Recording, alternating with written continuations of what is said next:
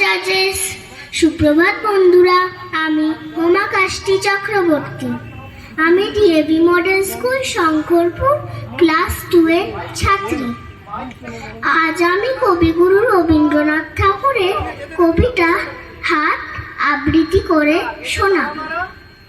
কুমোর পাড়ার গরুর গাড়ি বোঝাই করা কলসি, গাড়ি চালায় বংশীবদন, সঙ্গে যে যায় ভাগ্নের মতো।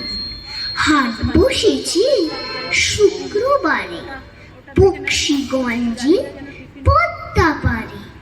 জিনিসপত্র জুটিয়ে এনে গ্রামের মানুষ বেচে। উচ্ছে বেগুন, পটল মূলো, বিটের বোনা ধামাকুলো, সর্ষে ছোলা, ময়দা আটা, শীতের র্যাপার নকশা কাটা, ঝাঁঝরি করা বেরি হাতা, শহর থেকে সস্তা ছাতা। কলসি ভরা এ ঘুরে, মাছি যত বেড়ায় ওড়ে। খড়ের আটে নৌকোবে আনলো ঘাটে চাষি। অন্ধকানাই পথের পরে গান শুনিয়ে ভিক্ষে করে। পাড়ার ছেলে স্নানের ঘাটে জল ছিটিয়ে সাঁতার কাটে। ধন্যবাদ।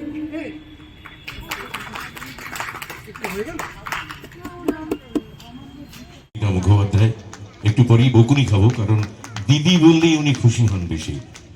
হোমাকাষ্টি চক্রবর্তী প্রথম আবৃত্তি প্রতিযোগিতা, দ্বিতীয় দিব্যাংশী দত্তা এবং তৃতীয় অর্ণা রায়।